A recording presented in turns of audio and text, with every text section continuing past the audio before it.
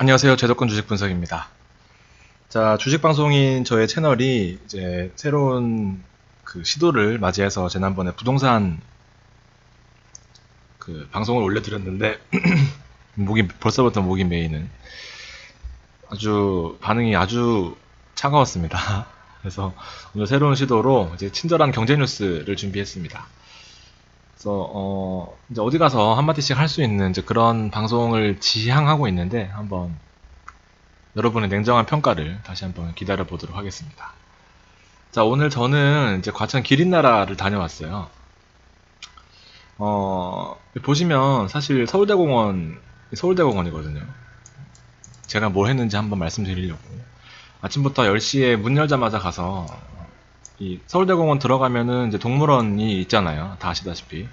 동물원 가는 길 말고 이쪽으로 가서 이렇게 오른쪽으로 쭉 올라가시면 이렇게 기린나라 애들 놀 수 있는 이제 기린나라 있습니다. 혹시 손주나 자제분들 있으시면은 네이버에서 할인해서 가면은 이제 싸게 갈 수 있거든요.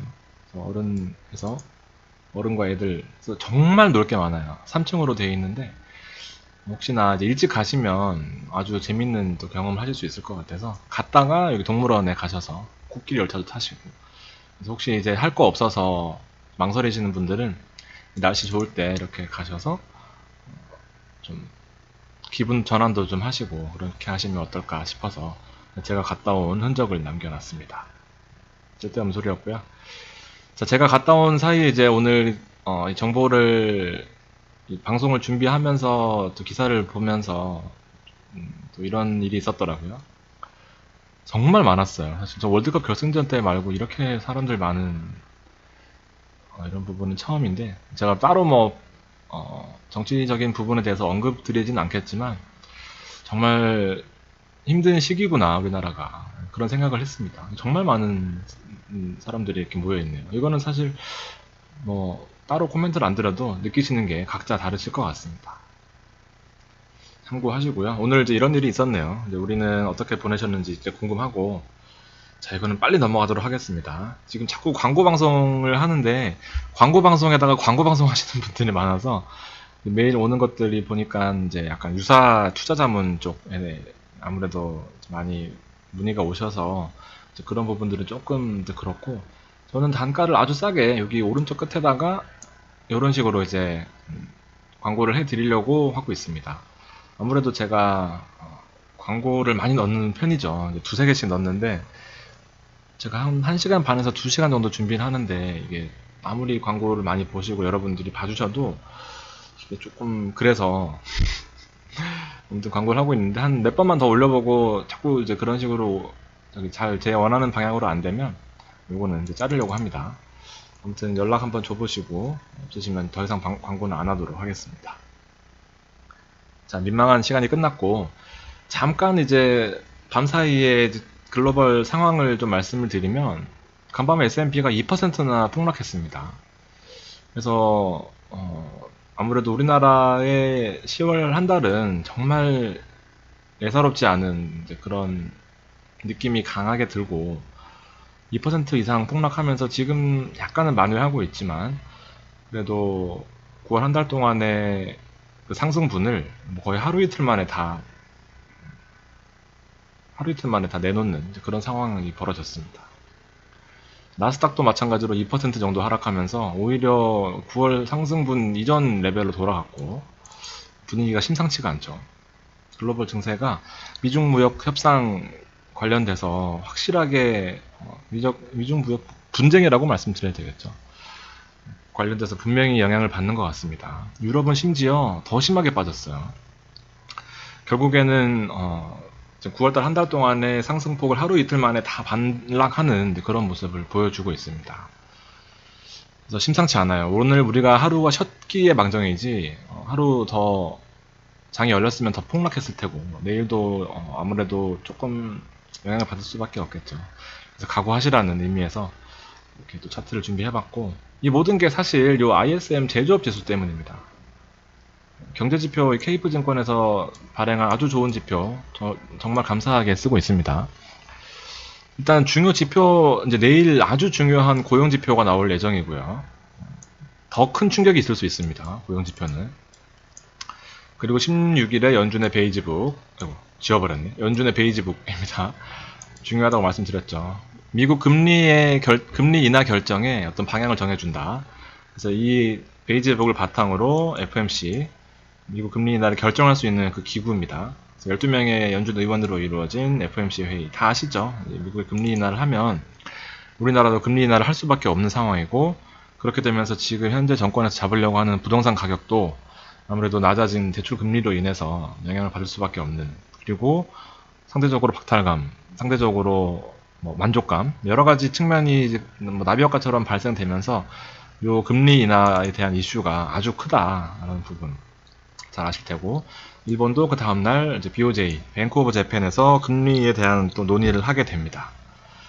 중요 지표는 이렇게 정해질 수 있을 것 같고, 이 ISM 제조업 지수 때문에 지금 미국과 중국이 1년 반 정도 지금 계속해서 경제 패권을 두고 다툼을 하고 있는데, 그동안 끄떡없던 미국까지도 10년 내 최저치로 떨어지면서 결국에는 중국뿐만 아니라 미국도 영향을 받고 있다. 둘 다 남는 게 없는 장사를 하고 있다라는 부분입니다. 그래서 지금 3일 내내 미국 증시가 폭락하고 있는 이제 그런 상황이죠. 3일이요. 여기까지 3일이네요. 아무튼 지금 그런 시기임을 여러분들도 잘 아셨으면 좋겠고, 이제 무작정 투자를 하시거나 아니면 무작정 어떤 선택을 하시기에는 정말 불확실성이 많다라는, 경제 쪽의 측면에서는 불확실성이 제일 무서운 부분이잖아요. 그래서 지금 그런 부분들을 여러분들 잘 체크하셔서 안전하게 자산 지키는, 자산 불리는 쪽으로 투자하셔야 될 것 같습니다. 그래서 오늘 주요 지표를 보면 딱히 뭐 중요한 지표는 없지만, 제조업 지수가 중국과 연관되어 있었기 때문에 오늘은 사실 비제조업이라서 서비스업 관련된 내용은 크게 영향이 있을 것 같지는 않습니다. 실업수당 청구 건수가 옛날에는 중요했어요. 미국의 고용이 안 좋았을 때 실업수당을 얼마나 청구하는지가 중요한 지표였는데, 최근에는 이제 중요한 그런 지표는 아닌 걸로 이렇게 조금 방향이 떨어져 가고 있습니다. 뭐 이런 측면에서 오늘 하루 쉬었지만 코스피가 내일은 아마 이 파란석의 일목 상단을 뚫고 내려올 가능성이 매우 크다.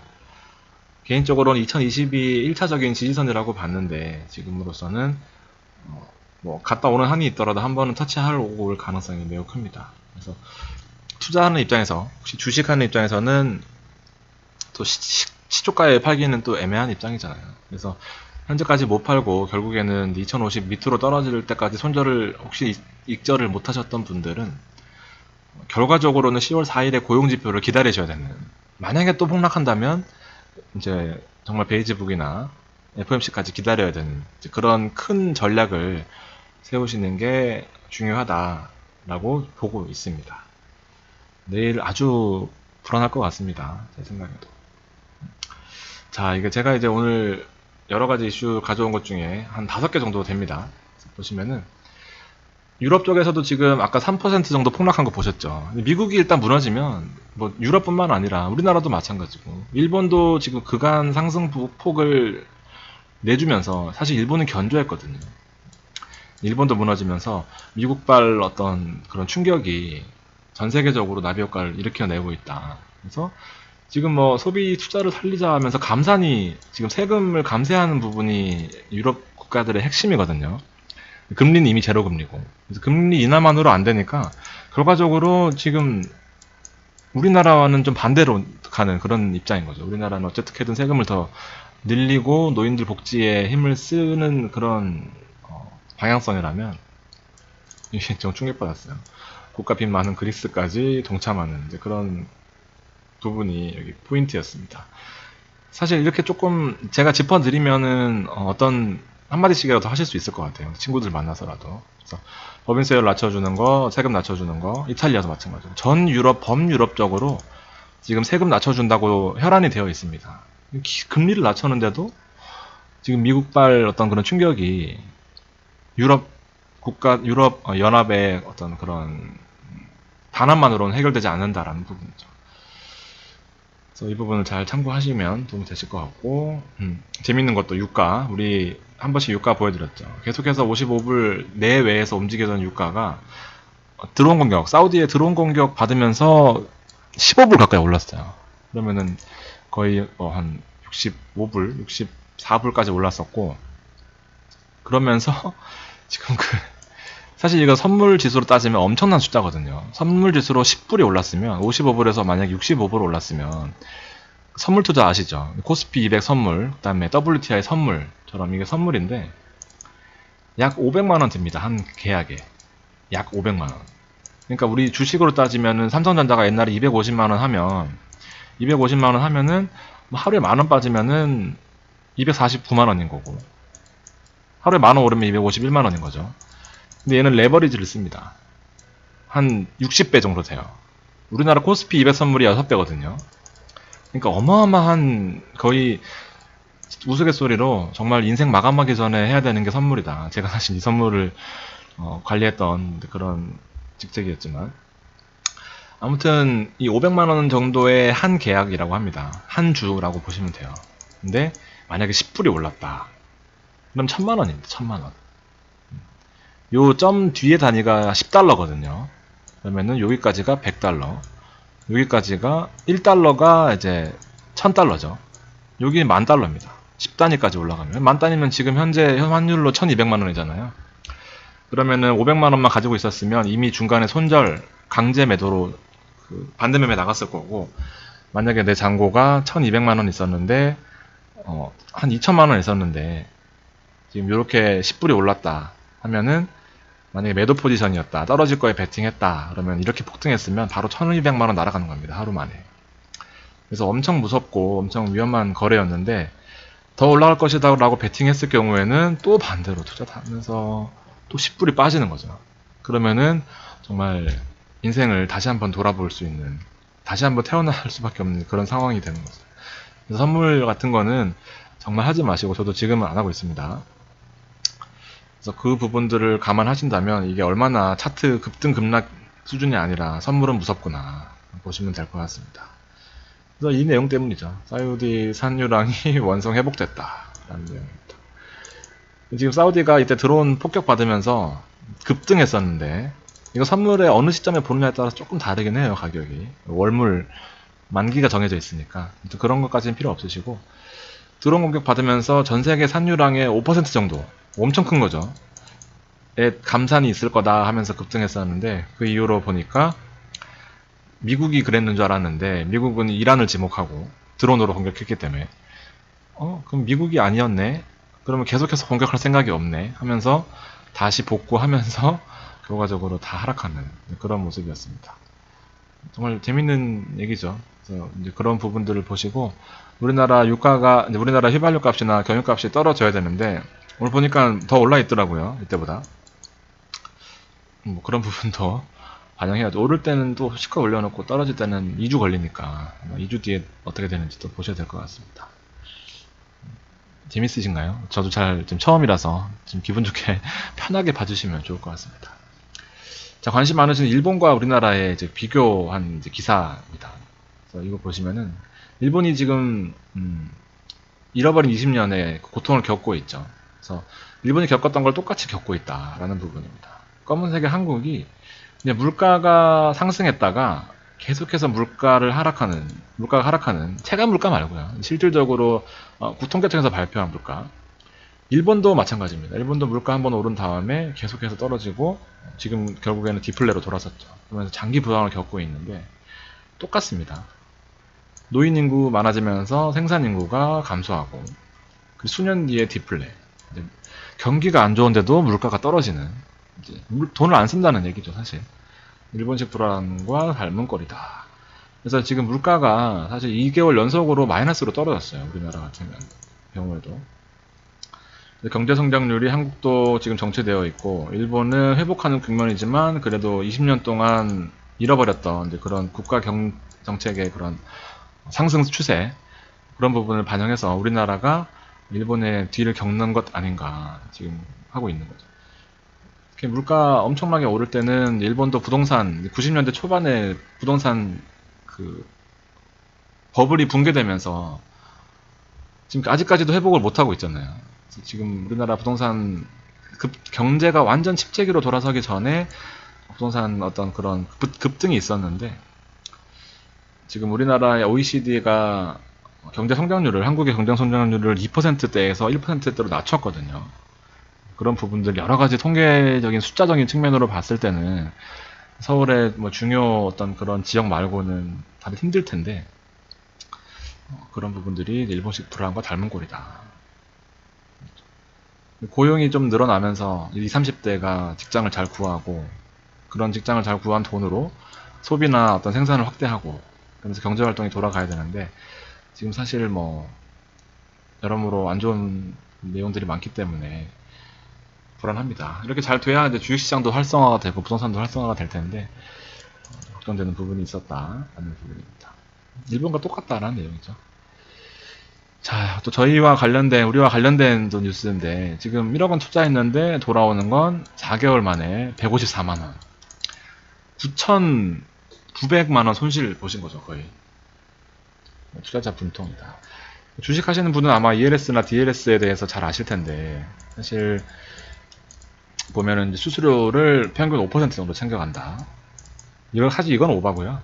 5% 챙겨가면은 1억 한 500만 원씩 인센티브를 받는다는 건데, 이건 아니고, 이거는 사실 저도 공감을 하지 못하겠습니다. 투자자에게는 수익률 2% 제시. 이거 손님들이 바보도 아니고, 이건 오바고요. 그마저도 반대에게 무시 조작. 이거는 사실은 제가 이 기사를 가져왔지만 이거는 오바입니다. 자, 근데 ELS나 DLS 손실 확률 0%라고 문자 못 뿌려요. 지금으로서는. 다 시스템에 걸려서 개인들이 만약에 그 개인 PB나 어떤 증권사에서 0% 손실로 문자 받으신 거 그대로 신고하시면 징계 먹습니다. 절대 안 해요, 이렇게. 그러니까 이거는 사실 오바고. 그래서 기사들이 되게 중요한 부분들이 많아요. 이게 이렇게 보면은 정말 ELS나 DLS 안 보시는 분들은, 모르시는 분들은 아, 이거 진짜 은행들 나쁘구나 하겠지만, 이렇게 보내면 저희 지금 금감원에서 수갑차고 통밥 먹어야 됩니다. 자, 이렇게는 안 하겠지만, 이제 현장에서 보는 이제 ELS나 DLS의 그런 물론 좋은 점도 있지만, 저금리 1% CMA 금리 1% 예적금 금리 시대에 사실 5%대, 6%대는 매력이 있잖아요. 잘 보셔야 되는 거죠. 주가가 낮을 때 들어가야 되고, 뭐 기초자산이 안전한지 이런 건 기본적으로 보셔야 되는데, 투자하시는 분들은 어쨌든 여력이 좀 있어야 되잖아요. 그래서 뭐 100만 원 가지고 할 건 아니잖아요, ELS를. 그래서 자산의 분포를 보면 일단은 기본 여력이 한 2억 정도는 있으세요. 그래서 그 중에 5천만 원, 혹은 3천만 원, 혹은 1억 원 정도를 투자하는 45세 이상 어느 정도 이제 자산의 여유가 있으신 분들이 하시는 거고, 물론 2억은 이제 지역별로 다르긴 할 겁니다. 5천만 원 있으신 분들도 3천만 원 투자하실 수도 있는 거죠. 100만 원 이상 자유로운 게 ELS나 DLS의 장점이고, 투자하시는 분들의 대부분은 이제 PB와의 그런 관계 때문에 투자하시기 때문에, S&P가 뭔지, 홍콩 H지수가 뭔지, DLS가 뭔지, 낙이는 또 뭔지, 낙이는 사실 다 아시겠지만 어떤 조건이잖아요. 증권사에서 제시한 조건. 지수가 현재로서 코스피 200으로 따지면 현재로서는 2030인데, 만약에 뭐 1500m로 떨어지지 않으면 약속한 원금은 100% 돌려주고 이자까지 5% 쳐서 주겠다 라는 부분이거든요. 1500까지 떨어지겠냐는 거죠, 사실. 근데 이렇게 생각하면서 투자를 하시는데, 예를 들어서 코스피인 거고, 지금 여기 문제됐던 거는 이제 해외의 독일 국채 금리죠. 만기가 4개월인데 4개월 만에 무슨 일 나겠어? 했는데 4개월 만에 무슨 일이 나버린 거죠. 계속해서 금리 올라가고, 금리 내려가고. 이렇게 되면서 어떤 이런 부분들에 대해서 무관심한 거, 정확히 모르시는 거죠. 정확히 알 수도 없고요. 얼마나 어렵게 꼬아놨으니까. 그리고 증권사에라는 간판을 보는 거죠. 삼성증권, 대신증권, 뭐 미래에셋증권, 대우증권 해가지고, 미래에셋 대우. 그래서 간판을 보고 들어가는 건데, 어딜 가나 비슷한 상품을 다 추천해 주는 거죠. 그래서 다 ELS인데, 거기 갔더니 5% 주는데, 너는 왜 6%를 준대? 이게 더 좋네? 가입. 이렇게 되는 거예요. 게다가 독일 해외, 그 다음에 게다가 CB나 BW. 주식도 모르는데, 이런 전환사채나 주식 인수권부 사채를 한다는 것 자체가 사실 큰 이제 문제가 되는 부분인 거죠. 그래서 일단은 이런 쪽은 현재로서는 워낙 불안한 요인들이 많기 때문에 조금 신중하게 하셔야 되는 부분들이 많습니다. 부동산도 뭐 물론 위험하겠지만 현재로서는 그게 더 안전하다고 인식되고 있기 때문에 잘 판단하시면 좋을 것 같습니다. 현장에서 느끼는 이제 그런 부분이었고, 이런 부분들이 바로 지금 국내 1위의 헤지펀드 운용사예요. 헤지펀드라고 하면 되게 멋있잖아요. 돈이 되는 어떤 그런 투자는 다 한다는 헤지펀드예요. 그래서 지금 한 7년 만에 업계 1위로 올라서 한국 내에서 1위 업계입니다. 만기 상환이 실패됐습니다. 아마 투자하신 분들은 발 뻗고 주무시지 못할 것 같고, 대부분 보면 다 CB나 BW에 들어가 있어요. 이 CB가 보면은 이제 주가가 떨어졌을 때, 채권으로 들고 있다가 주가가 많이 떨어졌을 때 주식으로 전환해서 주식을 갖고 있는 이제 그런 부분인 거죠. 그래서 지금 주식으로 갖고 있어야 되는 이런 상황인데, 주식이 다 상장 폐지되고 주식이 제대로 된 회사가 별로 없었던 거예요.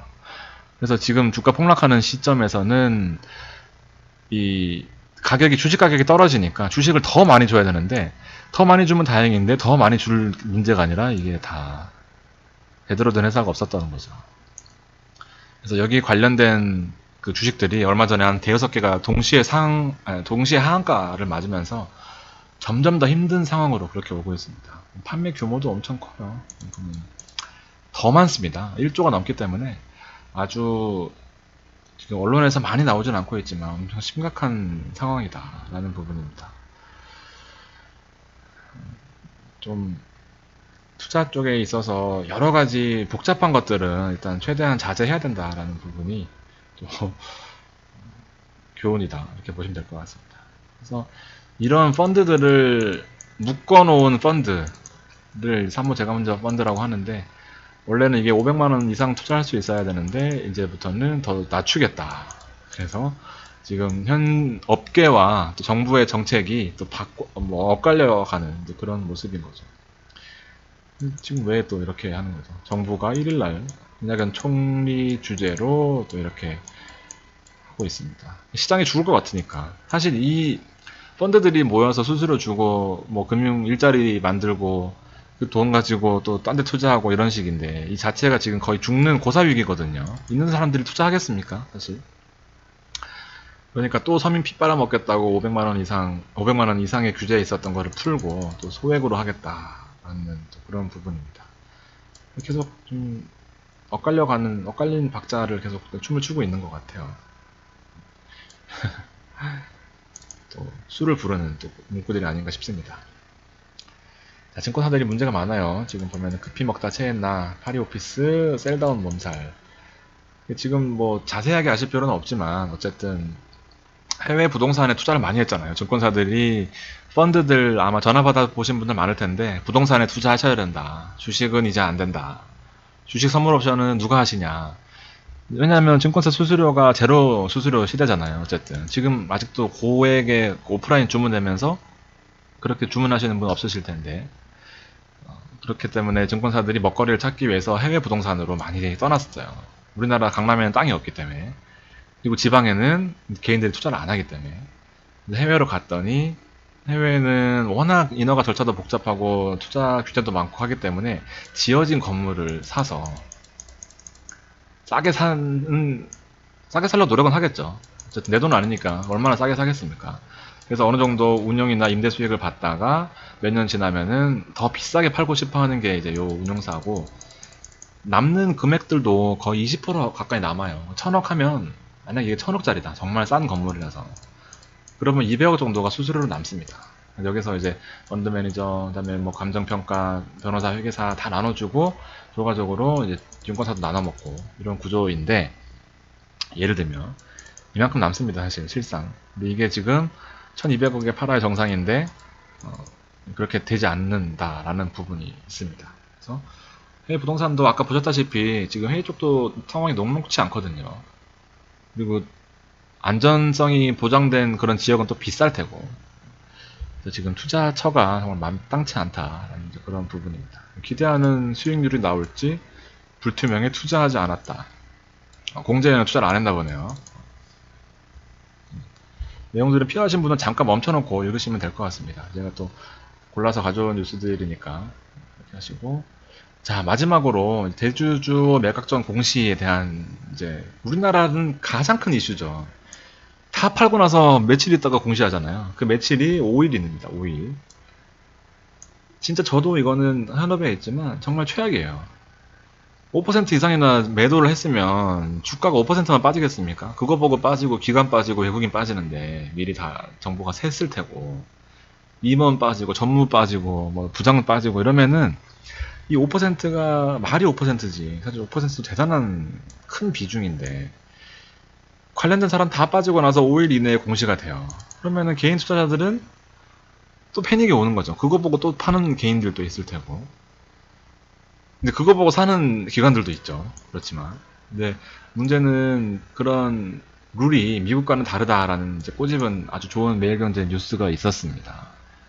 이 부분들을 보시면은 이제 미국은 사전공시입니다. 사전공시. 다 필요 없고 앞에 내용들은 보실 필요 없고 1% 발행 주식이 1%예요. 심지어 보여주지도 아니고. 그러니까 지금 보시면은 발행 주식 1% 이상 혹은 4주 평균 주간 거래량 초과 매도 시에 사전 공시하게 되어 있습니다. 그렇기 때문에 미리 이거를 보고 여기 내용이 있습니다. 저도 이거 너무 충격받아서 어디 있을까요? 개인들이 변동할 수 여기 있습니다. 대량 매도가 이루어질 경우 일반 투자자도 대량 매도를 사전 신고하라는 뜻입니다. 사전에 증권 신고를 하도록 규정되어 있고, 대량 매도가 이루어질 경우 일반 투자자도 미 지배주주의 지분 매각을 인식하고 대처할 수 있다. 정말 선진화된 자본 시장이 아닌가 싶습니다.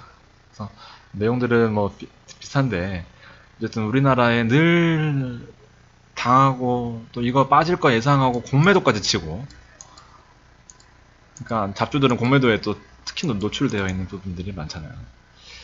그래서 정말 오늘 한잔 해야 될 것 같습니다. 이걸 보고 나서는 도저히 맨정신으로 잠을 잘 수가 없어요.